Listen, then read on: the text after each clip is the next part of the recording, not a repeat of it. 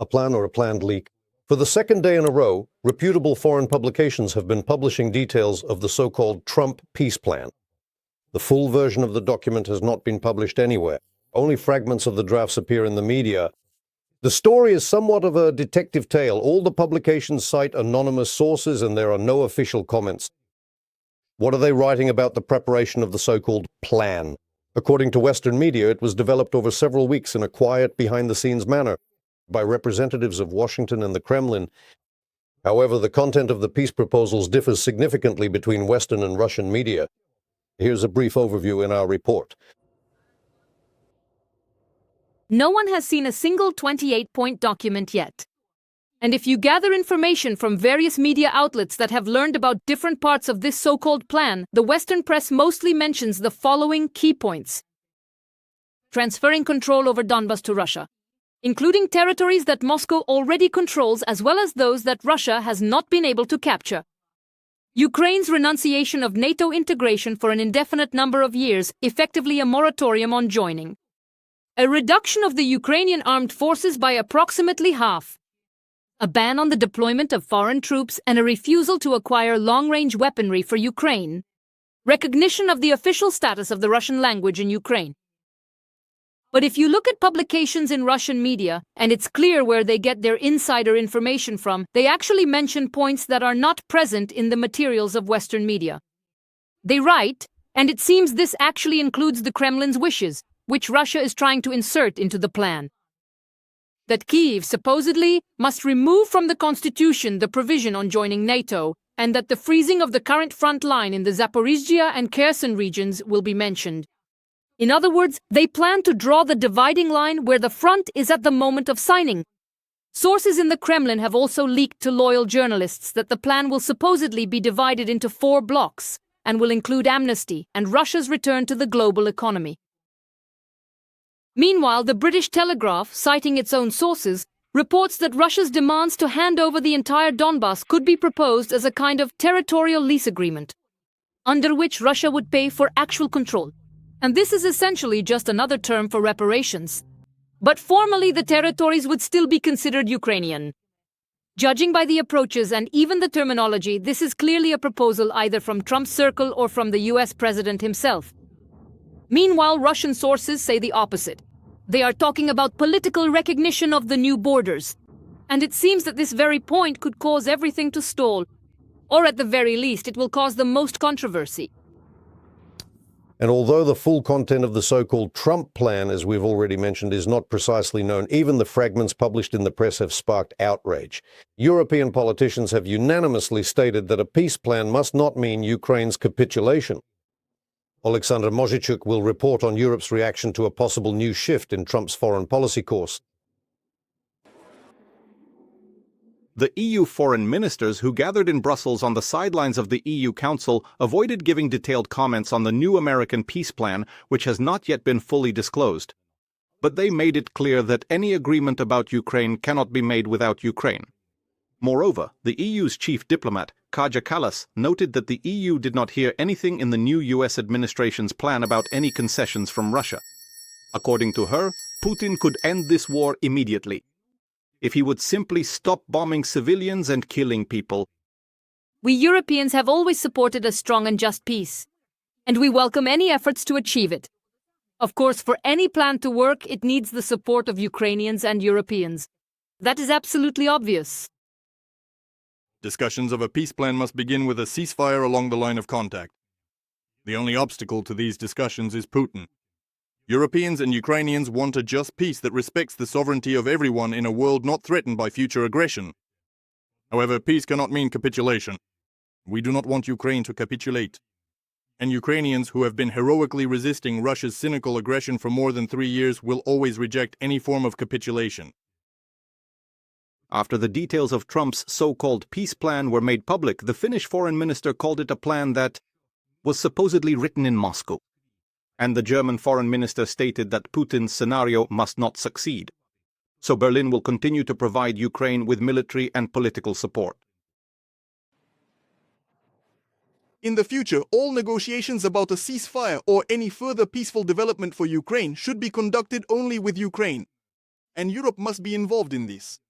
We all believe this, and I want to repeat it once again.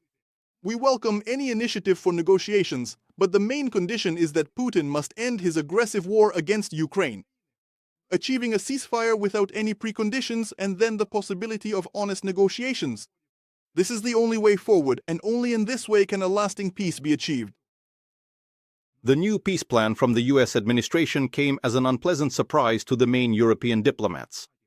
They all say that they only learned about it yesterday from the press, which reported that the plan was secretly developed by people from Putin's and Trump's teams without inviting either Ukraine or the European Union to the negotiations. The document, consisting of 28 points, largely repeats the Kremlin's maximalist demands. No, we did not participate in this. I don't know what Ukraine's involvement was, but obviously it's important for us that Ukraine is included in discussions of any peace plan concerning it. This is about Ukrainian territory, this is about Ukrainian sovereignty.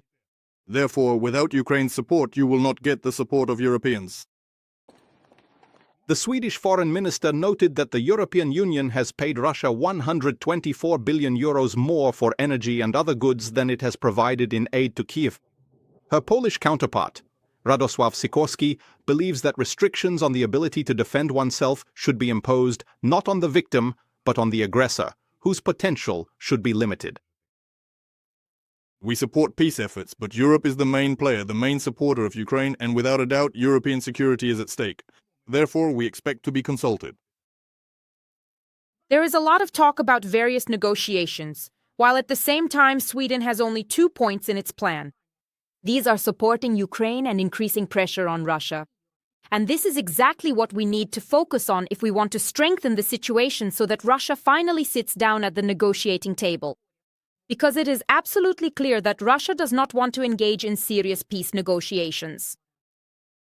The British Foreign Office responded in a similar way. They hinted that Trump's peacekeeping efforts are, of course, good. But Russia could end the war right now simply by withdrawing its troops from Ukraine.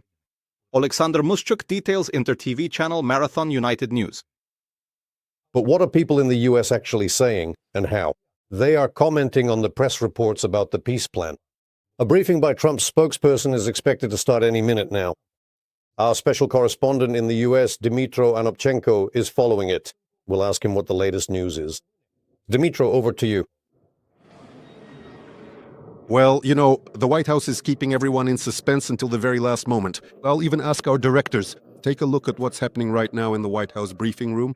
It's already been 16 minutes since Caroline Leavitt, the spokesperson for the administration, the spokesperson for Donald Trump, was supposed to come out to the press. And usually she's very punctual. Right up to this very minute, I've been checking with the White House, and they aren't giving journalists any explanation for the delay. So I'll allow myself to assume that they're finalizing their position and wording right up to the last moment, because what Leavitt is about to say will be, for the first time during all this time, the official position of the White House, both regarding the plan itself and the specific points the press has been quoting. Because until they are confirmed by the administration spokesperson, they remain nothing more than press assumptions. Just rumors, just leaks, just speculation. And as of now, you see, there's no way to understand what the final plan is, what are the proposals from the United States, and what is a leak from Russia, because this is a very telling story. Even when Vitkov simply mistakenly wanted to forward someone a Twitter post that talked about the details of this plan, supposedly the details. And by accident, he posted it and immediately deleted it and wrote that this was a kind of leak, K. So just one letter of the name, but it's clear to everyone. The American administration, Trump's negotiation team, believes that this is Kirill Dmitriev, who leaked to the press what has now appeared in the American media. And so it gives the impression that if a certain list exists, it was compiled in absentia. And it's still unclear what are Russia's proposals and what actually remains among those 28 points the press is writing about, or whether there really are 28 of them. And, what is felt, what I hear from colleagues, even those who are now at the White House at this briefing, the impression is that this whole scheme, when nothing was commented on for so long, when even the European Union was essentially forced to comment not on the plan itself, which they hadn't seen, but on newspaper rumors, that all of this is being done deliberately. There's a strong sense that basically they just want to leak the most outrageous points to the press, the ones that would cause the most controversy, and then watch the reaction from Ukraine, the allies, the European Union, and even America itself. So that when they come out for the briefing, now in about 45 minutes, We hope that Trump himself might say something, maybe even adjust his position. In other words, I don't rule out that their position might be getting adjusted even as we speak.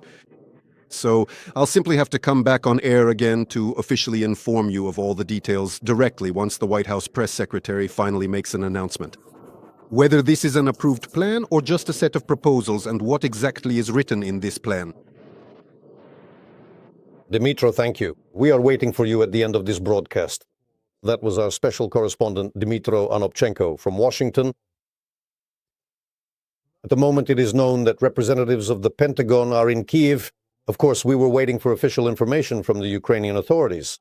Just a few hours ago, the president's office posted a reserved statement on the head of state's official channels.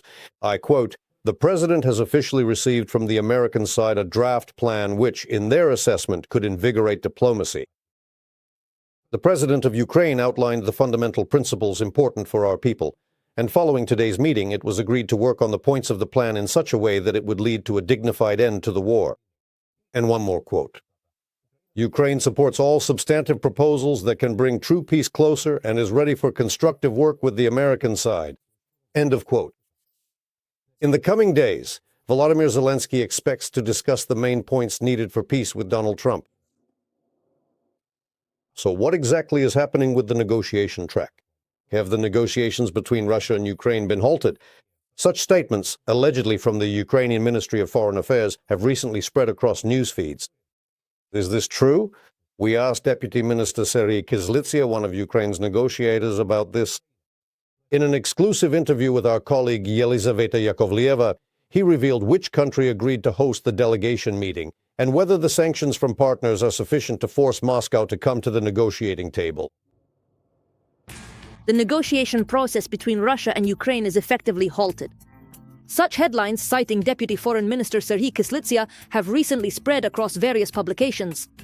We asked the official if there are any conditions under which Ukraine, in any scenario, could theoretically return to negotiations. The answer is unexpected. If you look closely at the interview text, you'll see that words were attributed to me that I never said. Those are assumptions and theories. They belong to the journalist who interviewed me. It is the Russian Federation that is refusing these negotiations. Therefore, we cannot talk about Ukraine, Europeans, or Americans, as the author of the article claims, having abandoned the negotiations. That is simply not true.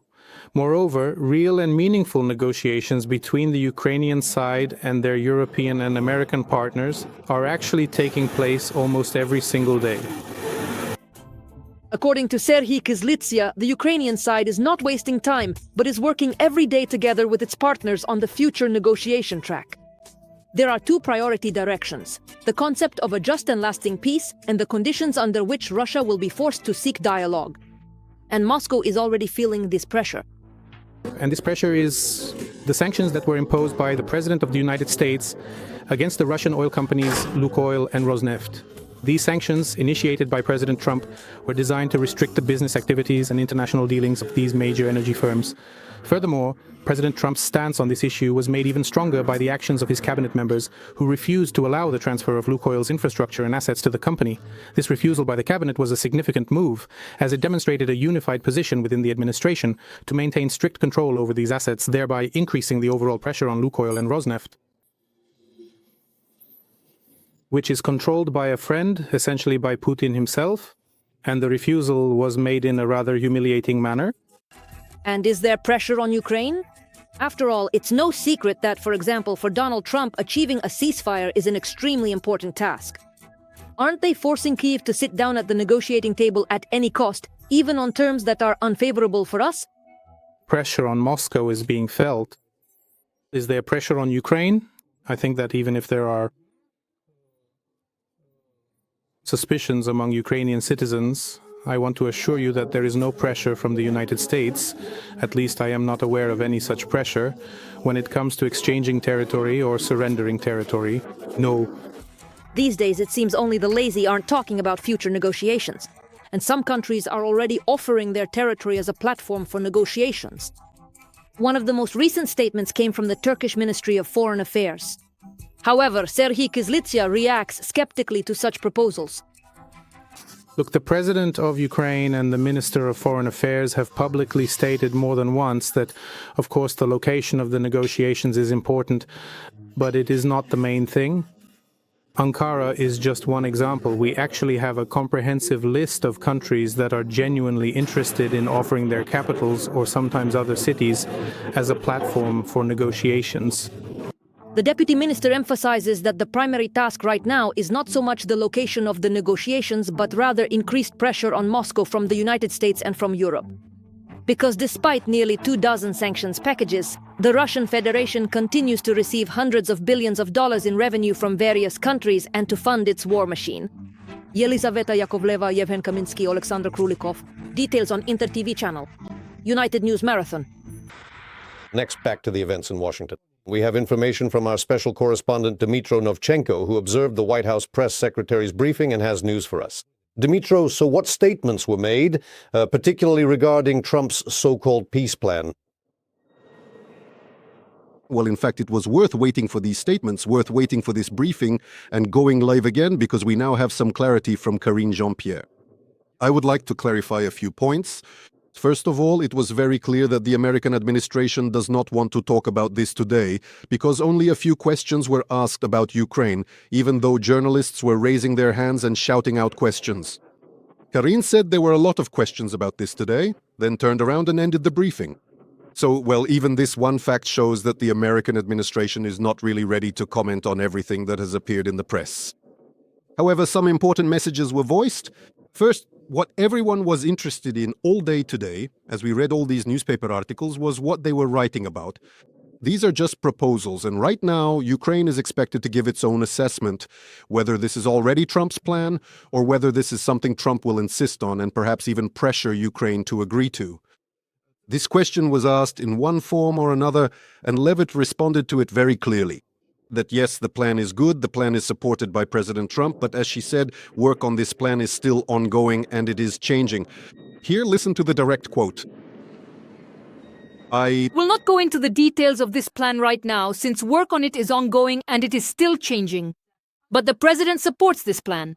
This is a good plan for both Russia and Ukraine. And we believe that it should be acceptable to both sides.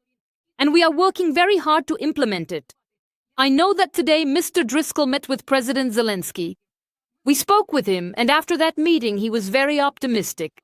So, once again, we are having good substantive negotiations with both sides regarding ending this war. But look at the official rhetoric. These are negotiations with both sides, and this plan is still being worked on. That is, well, those leaks that appeared, and there were suspicions that these were deliberate leaks from the Russian side, that Russia wanted to pass off its own, excuse the expression, wish list as proposals that would be included in the final plan. Most likely, all of this is being confirmed, and this was also very telling at the briefing. There was even a bit of a spat, a small argument between a French journalist who directly asked Levita, saying, well, look, how can this be a good plan if it involves territorial losses for Ukraine? And you'll be surprised by what the White House spokesperson replied. She said, well, yes, regarding territorial losses, you've only heard proposals from one side, most likely, hinting at Russia. Listen to how it went and judge for yourself. You're misunderstanding this. Have you read the entire plan? You haven't read it, have you? That's what the sources said. So if you can, then provide the details. You've only familiarized yourself with materials prepared by one side of this war. I want you to understand. The administration communicates equally with both sides. Well, no more, no less. I want to emphasize again, when journalists accuse the White House saying, why are you pushing Ukraine toward territorial concessions? This was said verbatim by the spokesperson. You've only familiarized yourself with materials prepared by one side of this war. Well, they directly point to Russia and at the very least give hope that things aren't as serious in that regard as we had already assumed when reading newspaper articles. Because, again, just before going on air, I spoke with someone who was responsible for national security in the US, with Mike Carpenter, the former director for Russia at the US National Security Council. He, too, is absolutely convinced that much of this could be a Russian ploy and Russia's wishes, which, for some reason, the press picked up and presented as if these were final statements. I heard from Carpenter that Ukraine still has a huge opportunity not to agree and cautiously, during the negotiation process between the two presidents, simply remind Trump about this once again. Dmytro, thank you. Let me remind you that our correspondent in the USA, Dmytro Anopchenko, was in touch with the studio bringing us the latest news from the press conference, which was dedicated in particular to Trump's peace plan.